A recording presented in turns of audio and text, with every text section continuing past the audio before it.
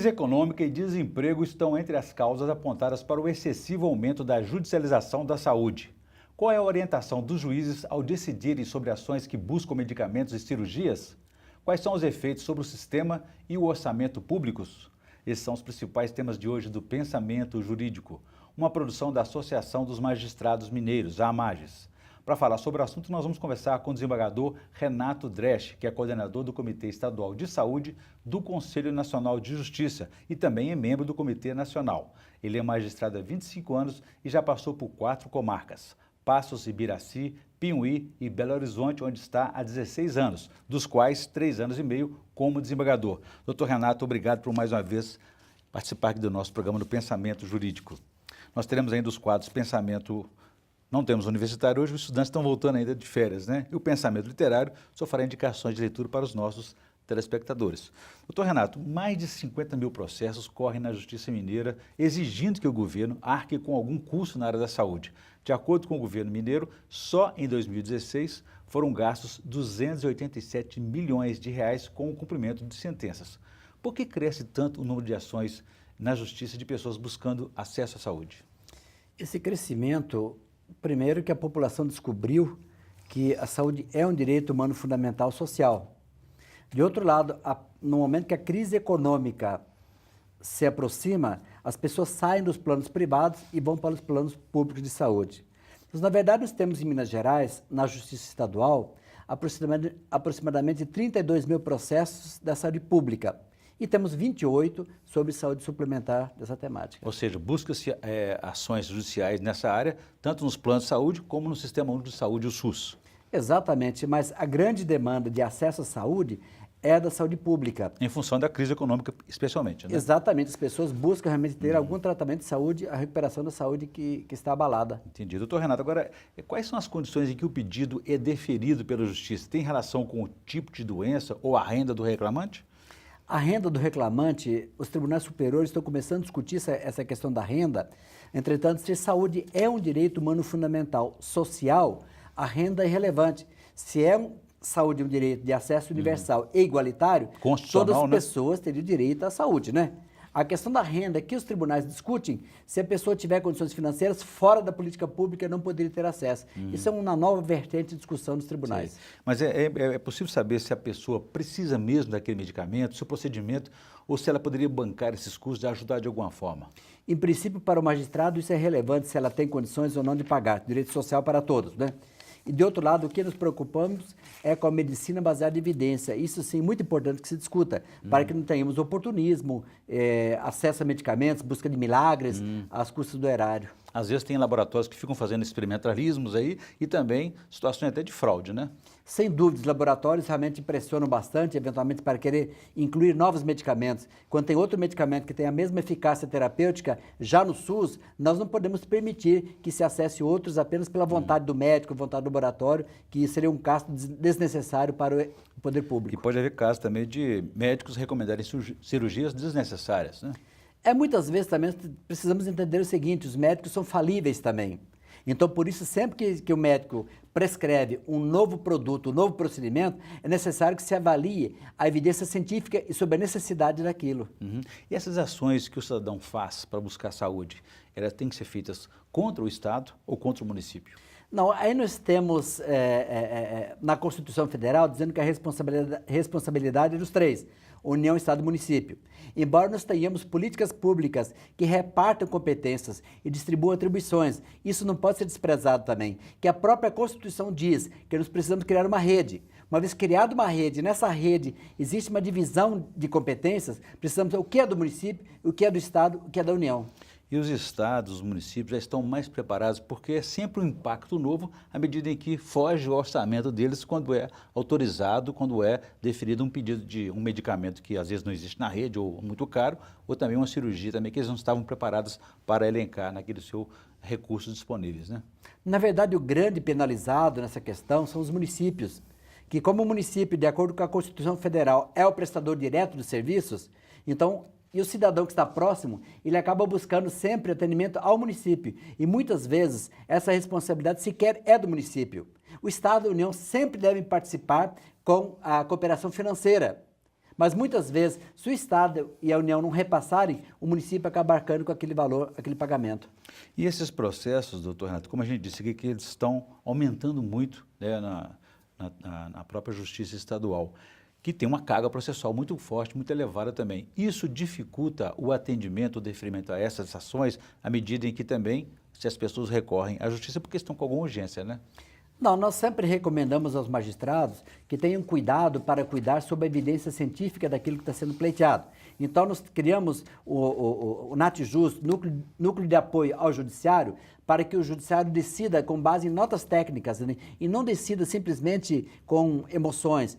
A preocupação nossa é de aperfeiçoar a atividade jurisdicional, que o magistrado possa decidir com segurança. Muito bem. Doutor Renato, eu vou fazer um intervalo. Gostaria que no próximo bloco o senhor explicasse para a gente como é que o juiz decide, se ele tem uma equipe que o ajuda a refletir sobre aquele caso e o caso, por exemplo, de algum medicamento que não esteja na rede, no Sistema Nacional, como fazer. A gente volta então em instantes.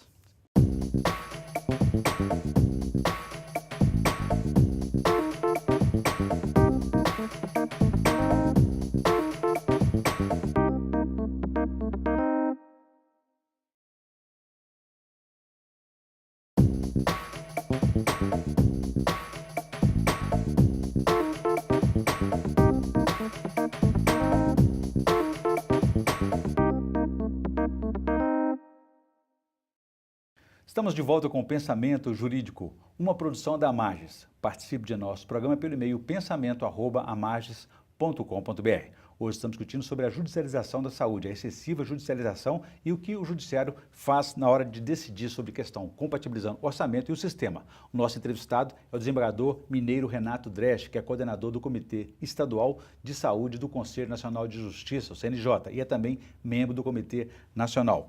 Doutor Renato, deixei para o senhor uma questão no bloco anterior a respeito dessas orientações que os juízes têm para decidir sobre ações judiciais na área da saúde. O juiz tem uma equipe que orienta a saber se realmente aquele procedimento, aquela cirurgia é necessária ou não? Nós temos hoje um banco de dados muito bom em Minas Gerais que trata de notas sobre evidência científica. De outro lado, nós temos também 4 médicos que fornecem notas técnicas para auxiliar o magistrado naquele medicamento, naquele produto, naquele procedimento em que as partes pretendem ter acesso. Então, o juiz pode consultar o banco de dados e, se o banco de dados não resolver, ele pode pedir uma nota técnica para que o médico, o profissional da saúde, esclareça sobre a necessidade, sobre a evidência científica daquilo e também sobre a existência de outro medicamento com a mesma eficácia terapêutica dentro da rede de serviço do SUS. E se não houver esse medicamento na lista de fornecimento da Agência Nacional de Saúde, no RENAME, né, que é a Rede Nacional de Medicamentos, o que fazer nesse caso? Na verdade, quando não está nas políticas públicas, se tiver necessidade daquele produto, aquele procedimento, aquele medicamento, o juiz deve deferi-lo sim, porque a Constituição Federal nos assegura a integralidade de acesso à saúde. A Constituição não faz limite à situação, ao valor do medicamento. Ela diz que temos diretriz de integralidade. Se aquilo é necessário para resgate da saúde, é necessário que o Estado forneça aquele medicamento para a pessoa. Ainda que isso não esteja disponível no orçamento e ainda que isso prejudique o sistema ou que afete o sistema de alguma forma. É que não cabe ao judiciário estabelecer limites, não cabe ao magistrado dizer que nesse caso não deve fornecer o medicamento ou aquele tratamento em razão da situação financeira. Para isso precisamos do quê? Um pacto social. A sociedade brasileira precisa falar de forma muito clara o que nós vamos fornecer em saúde, mas a Constituição Federal instituiu a integralidade, essa deve ser respeitada. E a judicialização da saúde é um reflexo das falhas, deficiências do sistema como um todo na área pública, né? Tem deficiência do sistema e falta de informação também.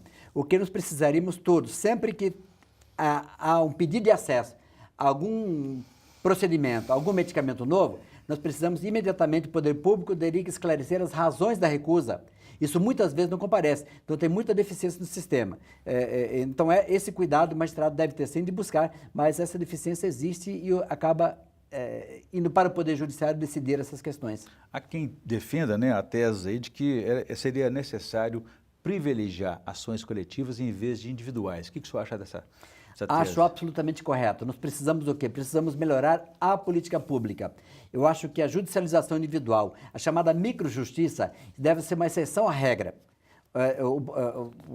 Os advogados públicos, o Ministério Público e a Defensoria Pública deveriam ajustar ações para o quê? Para melhorar a política pública. A partir desse momento, nós teríamos um acesso melhorado para a população. E como é que o senhor acha que a gente pode evitar, reduzir essa excessiva judicialização da saúde? É possível mais articulação entre o judiciário e o Poder Executivo, ou o Poder Executivo tem que se organizar melhor para isso, deixar um orçamento disponível para isso? Não, nós estamos discutindo para tentar instituir um diálogo institucional, em que nós possamos chegar ao Poder Judiciário, Poder Executivo e todos eles poderem discutir a temática. Nós estamos, inclusive, em Minas Gerais, criando câmaras de apoio técnico, em que o Poder Público e os municípios disponibilizam profissionais da saúde que prestem informações para o magistrado. Qual a informação seria essa? Informação, o que existe na política pública, qual a razão da recusa, qual a razão do não atendimento daquele caso específico. Isso é um diálogo institucional que é importante que se resolva para que nós evitemos aqueles acessos desnecessários, muitas vezes na busca de milagres. Caso recente nós tivemos a chamada a pílula do câncer, chamada fosfoetanolamina, aquilo é um mero complemento alimentar. Então aquilo chegou um momento, inclusive tivemos uma lei aprovada mandando fornecer aquilo, sem evidência científica nenhuma.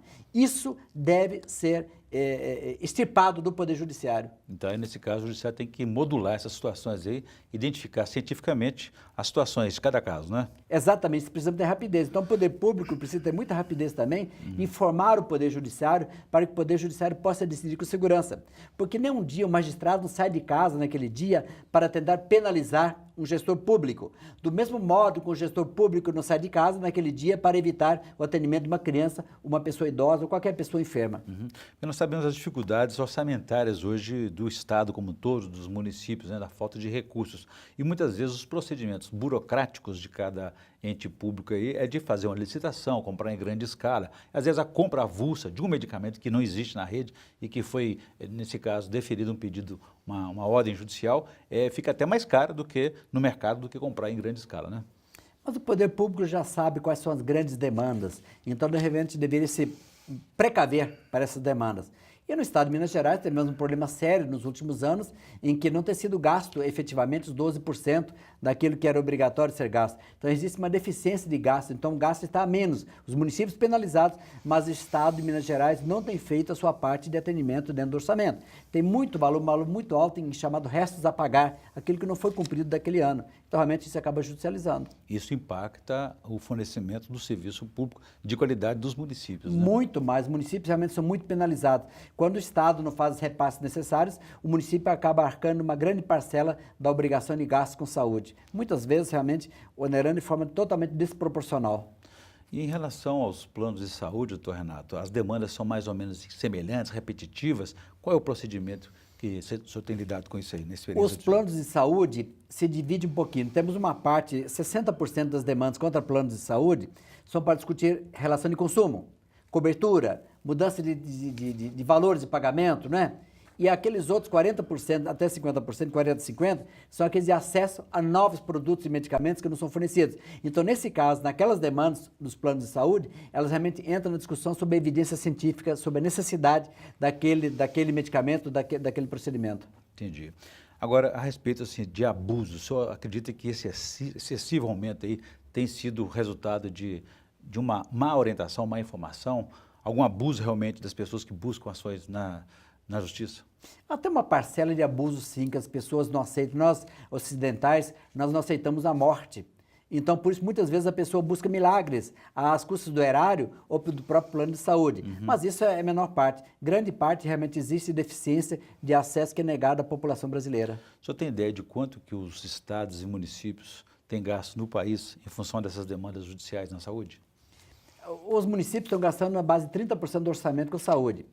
Os estados estão gastando, tem alguns estados que gastam mais, outros gastam menos. Eu estou dizendo que em Minas Gerais tivemos uma constatação que os últimos anos não tem sido gasto o mínimo desnecessário, porque ficou muito resto a pagar. Mas os estados deveriam gastar 12%, eles ficam no limite de 12%. Municípios sim estão penalizados, que os municípios têm a obrigação de gastar mínimo de 15%, estão gastando 25%, 30%, 33% de saúde. Ok. Doutor Renato, vou fazer um intervalo. Gostaria que no próximo bloco o senhor falasse para a gente sobre os desafios que nós temos aí no Comitê Nacional de Saúde a respeito dessa situação para este ano e para o ano que vem. A gente volta então em instantes.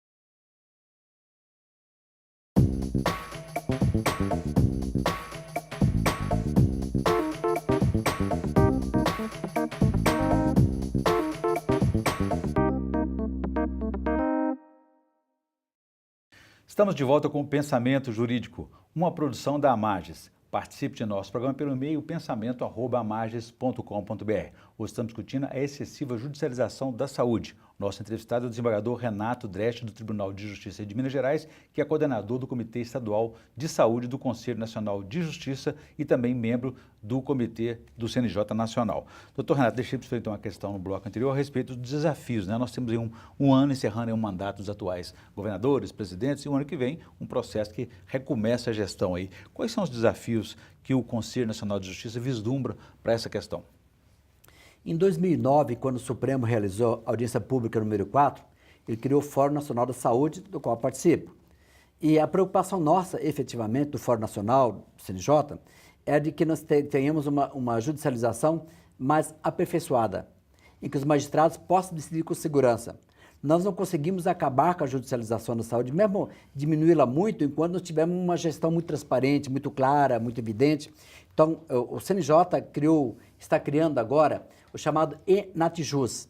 Seria um banco nacional de dados em que o magistrado pudesse pegar informações sobre todos aqueles novos medicamentos, novos produtos, sob evidência científica. Então, a preocupação é realmente implementar esse banco de dados nacional, em que no Brasil inteiro todos os magistrados pudessem pegar informações. Porque a nossa grande preocupação não é reduzir a judicialização, mas ter uma judicialização aperfeiçoada, uma judicialização em que se dê tudo aquilo que o cidadão tem direito e excluindo aquelas situações que são de mero oportunismo. É mais articulada, né?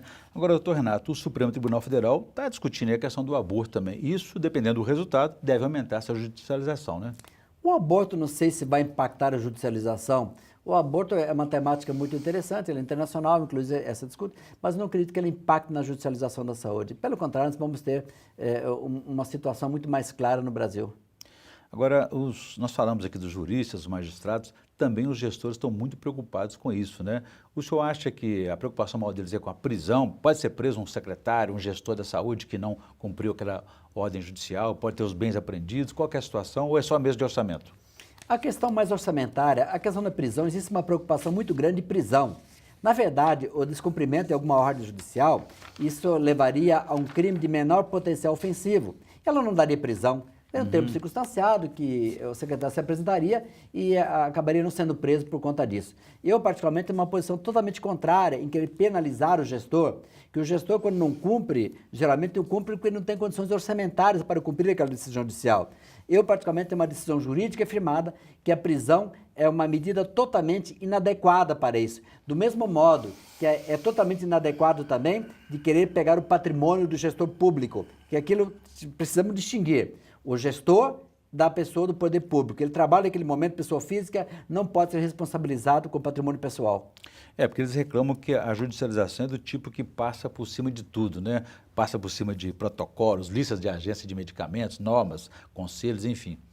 Aí nós entramos exatamente no aperfeiçoamento, em que o juiz passa a conhecer como é que o SUS funciona. Que o SUS realmente, nós temos um cipoal de normas sobre aquilo, de difícil compreensão. O que a gente realmente tenta fazer os magistrados compreender dessa dificuldade, para que decida sempre medicina baseada em evidência, é nosso paradigma máximo de acesso à saúde. E o senhor acha que é importante, por exemplo, o poder público tomar a iniciativa de atualizar sempre a Relação Nacional de Medicamentos? Isso é absolutamente necessário, também a transparência. Que hoje nós não temos informações sobre transparência, sobre lista de espera. Não temos essa informação de lista de espera. Então, o que se trabalha muito hoje da importância de que tenhamos uma lista transparente, em que o cidadão possa saber, a pessoa possa saber naquela lista qual o momento de atendimento que ela terá, qual o medicamento disponível, quando poder fornecimento. Então, realmente, essa transparência seria muito importante para reduzir a judicialização. Que as pessoas, às vezes, aguardam por algum tempo, né? Mas ela não pode ficar de forma na dúvida total, não saber quando vai ser atendida. Muito bem, doutor Renato. Por favor, agora eu volto a esse tema daqui a pouco. Gostaria que antes o senhor fizesse para a gente indicação de leitura no quadro Pensamento Literário. O que o senhor trouxe para nós, por favor?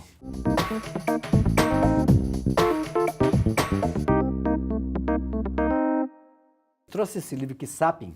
Esse livro é interessante, é um livro antropológico, na verdade, de mostra da civilização mundial, como é que o homem se desenvolveu desde os princípios, né? É uma obra bem interessante, antropológica, eu recomendo ela. Muito bem, boa indicação. Voltando então ao nosso tema aqui da judicialização da saúde, Doutor Renato, é possível então dar prioridade às comprovações científicas em vez de buscar tratamentos ou medicamentos duvidosos? Sempre, sempre. Nós não podemos admitir que o erário seja utilizado para aventuras de saúde, de buscar milagres. Nós temos limitações orçamentárias, isso deve ser feito dentro de evidência científica. Nós precisamos compreender da finitude da vida. E nessa finitude da vida, somente a evidência científica vai dizer quando deve encerrar o tratamento, quando a vida está encerrando. Essa é uma difícil compreensão para a população, mas essa discussão não deve ser do Poder Judiciário. Isso precisaria ser discutido hoje, numa campanha presidencial que está se aproximando, numa campanha aos estados, aos governos estaduais e federais. Essa discussão deve ser debatida ali, pelo Congresso Nacional e não pelo Poder Judiciário. Parece que os gestores também não se entendem, porque municípios e estados vivem em constantes conflitos aí, né? Sim, tem conflito, cada um está empurrando a responsabilidade para outro. Embora tenhamos a Lei Orgânica da Saúde, ela define algumas competências. A RENAME define algumas atribuições, quem é a atribuição de cada um. Mas acaba não fornecendo, então essa dificuldade acaba desaguando no Poder Judiciário, infelizmente. O senhor falou há pouco sobre a questão da sucessão presidencial, estadual. Esses candidatos, eles buscam, na hora de elaboração do seu programa de governo, eles buscam essas orientações, essa troca de ideias com o Conselho Nacional de Justiça, com o Judiciário? Não tem sido muito essa busca, não, que deveria ter essa busca. Deveria buscar a busca geral, como a gestão deve funcionar de forma melhorada para garantir o acesso à população. E essa articulação do Judiciário com a área médica já é mais, digamos, mais assim, desenvolvida, né? Nós tentamos realmente criar esse diálogo institucional para tentar o quê? Criar um pacto de confiança. Nós precisamos criar um pacto de confiança do sistema de justiça com o sistema de saúde. Quando o sistema de justiça está de um lado e o sistema de saúde do outro lado, nós acabamos criando embates absolutamente desnecessários, que, aliás, todos nós temos interesse público a desenvolver, queremos o interesse da população. Se nós nos sentarmos lado a lado para discutir essa temática, nós não vamos contribuir em nada para uma melhoria de acesso à saúde. Muito bem. Para a gente encerrar o nosso programa, doutor Renato, qual que é a orientação que o senhor dá para o cidadão que quer buscar na justiça uma decisão favorável ao seu tratamento de saúde, ao seu medicamento? Que tipo de procedimento, orientação ele precisa ter nessa hora? Em primeiro lugar, ele deveria buscar a porta de entrada, buscar o acesso pelo SUS, a chamada porta de entrada, com o decreto 7.508, que define como é que é o acesso. Então, a partir do acesso, precisa de um relatório médico completo que diga o que é necessário, se tem no SUS, se não tem no SUS aquele produto, aquele procedimento, a partir desse momento buscar o Poder Judiciário. Nós, no Comitê da Saúde, criamos inclusive um relatório médico completo, em que o médico deveria preencher com as informações necessárias sobre a necessidade daquele procedimento ou aquele medicamento diferenciado daquilo que é oferecido pelo SUS. Se tiver oferecido pelo SUS e não tiver disponível, aquilo é uma demanda tranquila, ganha, não é? O problema são aquelas demandas em que não está na política pública, que nós temos protocolos clínicos que definem que tipo de tratamento cada paciente precisa. E o médico deve esclarecer por que não está utilizando aquilo que está no protocolo clínico para ele buscar outro procedimento. Isso deve ser muito bem fundamentado e o magistrado deve exigir que aquilo seja preenchido pelo médico, senão não deve permitir o acesso, sob pena de gastarmos, onerarmos o erário de forma totalmente desnecessária. Quer dizer que no Judiciário ele não precisa procurar esse comitê, não, ele vai ao juiz da comarca que está, onde ele é. O comitê, na verdade, serve para criar uma aproximação, fomentar os debates. O comitê ele serve mais para fomentar e para levar as demandas às instâncias respectivas. O comitê serve realmente para criar esse diálogo, essas informações ao Poder Judiciário e às pessoas interessadas. Muito bem. Eu comecei aqui com o desembargador mineiro Renato Dresch, que é coordenador do Comitê Estadual de Saúde do Conselho Nacional de Justiça e também membro do Comitê Nacional. E discutimos aí sobre a judicialização da saúde e como que o judiciário lida com a questão de orçamento e os desafios e demandas do sistema de saúde. Doutor Renato, muito obrigado pela entrevista. Foi um prazer recebê-lo aqui novamente no Pensamento Jurídico. O prazer é meu. Muito obrigado. Bom, nós ficamos por aqui. Se você quiser participar, escreva para pensamento@amages.com.br. Obrigado e até a próxima.